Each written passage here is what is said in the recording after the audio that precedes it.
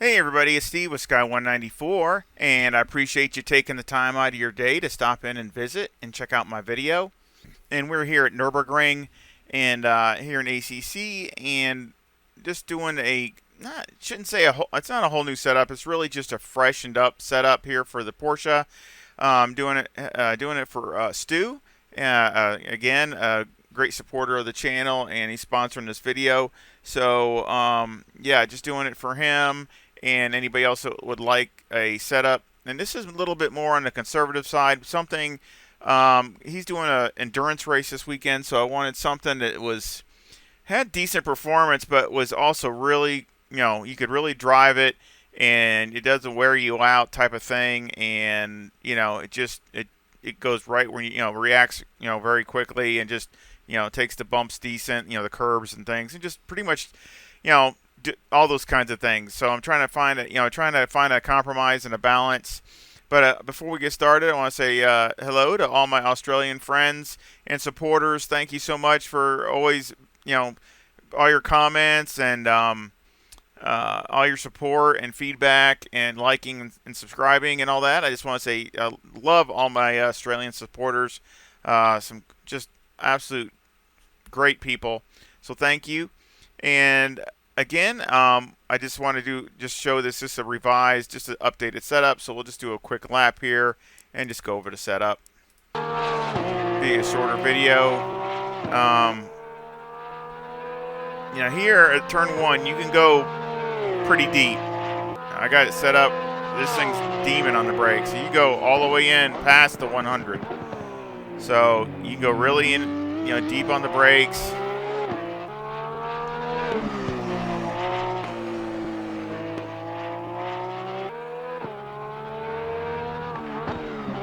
I go through here in first, hug that tight, come across. You go over the curb, it don't bother it at all. Little more, whatever, it don't make a difference. Go down here into third. Now I go down, you can take this in first or second. I kind of like it in first better, but second's okay too. But this next turn, you really need to try to do it in second. I used to do it in first, but I've also noticed that with this setup, you lose a good tenth to between 1 and 2 tenths if you do it in first. So you really need to try to optimize it in second because you do gain some time. You can almost hold it wide open through here. I might have to barely lift, but you can just about hold it wide open.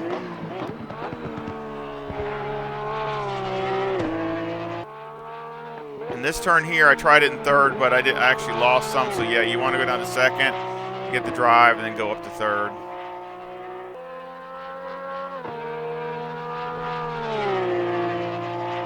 You go all the way to right up to the 50, all the way to it. Right up to it. Look at that. Go right over, take all over those curbs. It's not a problem.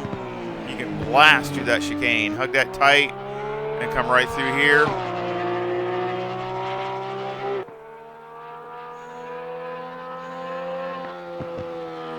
You see that's a 155.84. Now you see my fast is a 155.72, but that's when it was a little cooler. I've run this thing different fuel load. I didn't know if you were going to make a pit stop or if somebody want to make a pit stop, so I tried it also with half a fuel load. Now it takes 85 liters to go 48 minutes. He said it was a 48-minute maximum stint, so it takes a minimum of 85 liters to do that. So that's what I ran the car off of, is 85 liters, as you can see here. So it had 68 on that lap there, so that's how much I burned off, from 85 down to 68. But I was trying a lot of different things, trying to see if I could optimize, not just the car, but also if the car liked this or didn't like this. And that's why I was trying some different things also during the laps. But yeah, you can be really consistent, just connect the dots, and the car is really solid. Not a problem at all. So let's go over the setup.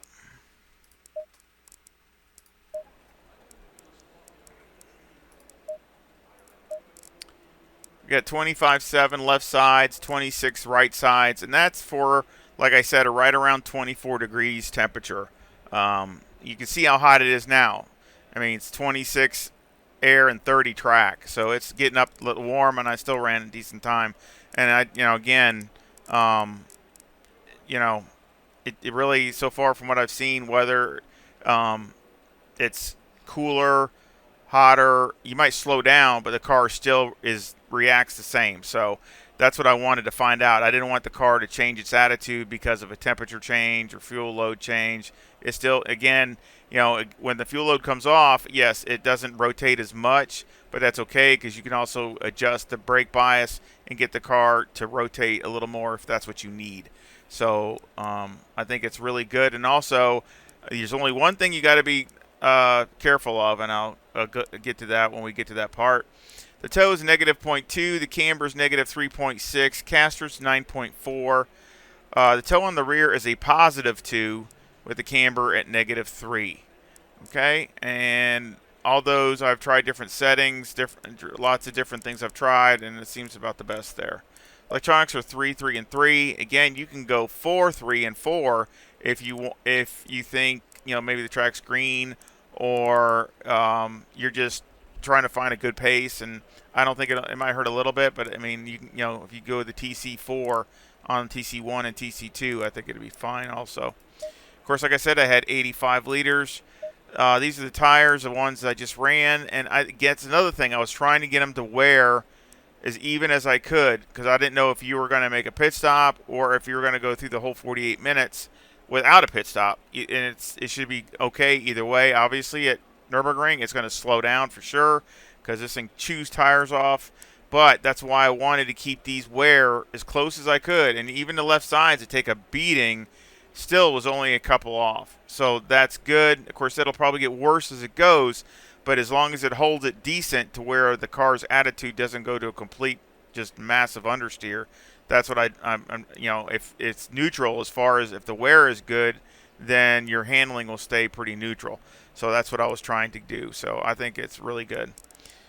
Mechanical, got 3 on the anti-roll bar, 51 on the brake bias, 12 on the steering ratio. The springs are 127,000 with a 500 bump stop rate and a 5 bump stop range. And on the rear, the springs are 193,000 with a bump stop rate of 600 and a bump stop range of 14. Anti-roll bar is 3, and the preload on the diff is 70. Here, I tried a lot of different springs, some softer, some harder, but this definitely felt better with these. And let's see, the brakes. You can go all the way down to 49, so it gives you a lot of adjustment there as the fuel load comes down.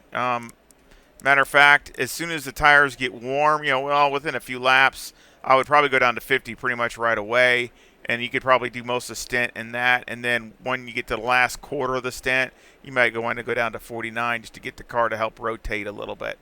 But that's about it. But yeah, you're fine all the way to 49. I didn't try anything lower than that, but you're good all the way to there. Other than that, everything looks good. Shocks are 1141 and 1152 on the rear. So that's done by Motec. Again, I'm pressed for time, so I'm not going to be able to show it this time.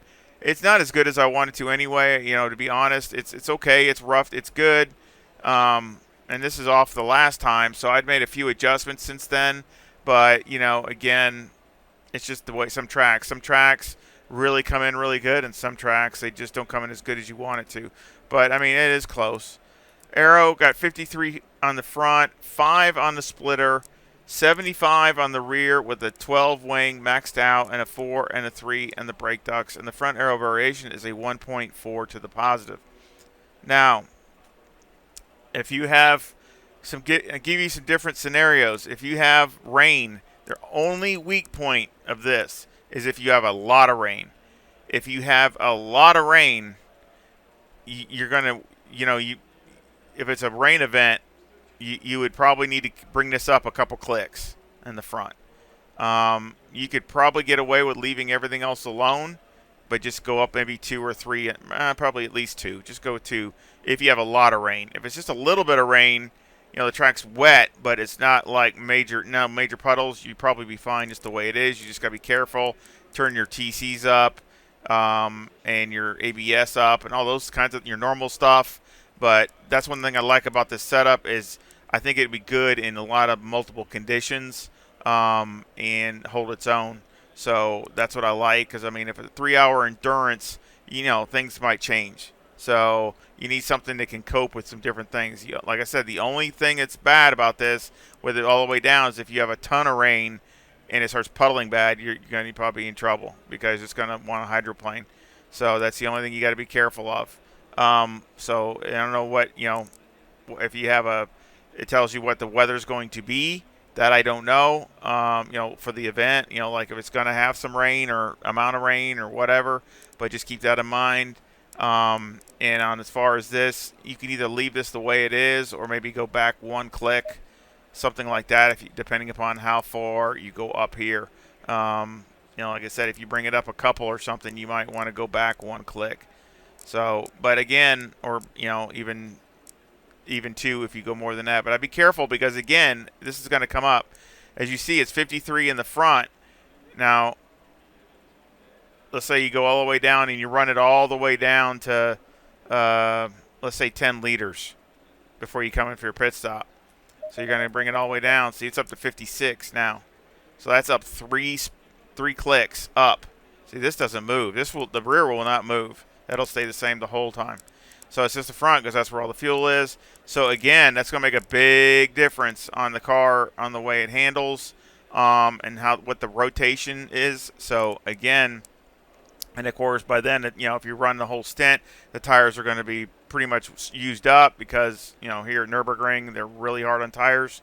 So again, that's where the brake bias comes in, and you definitely have to use some of that to help probably get the car to rotate.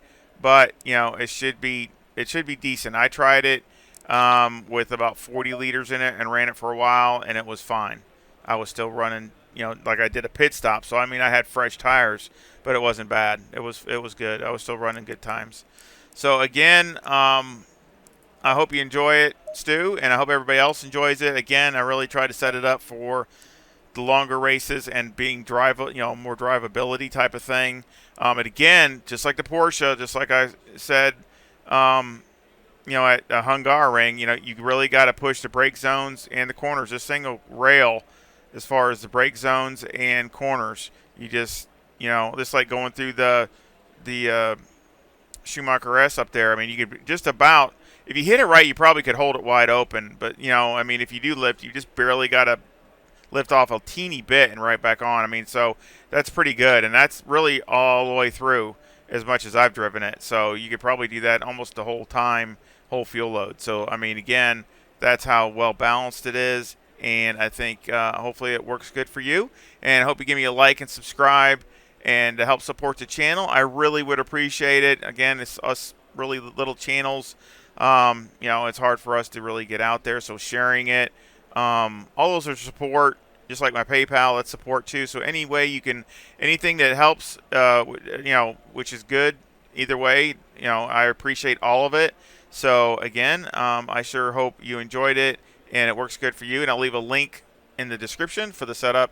And I hope you come back and visit again real soon. See you.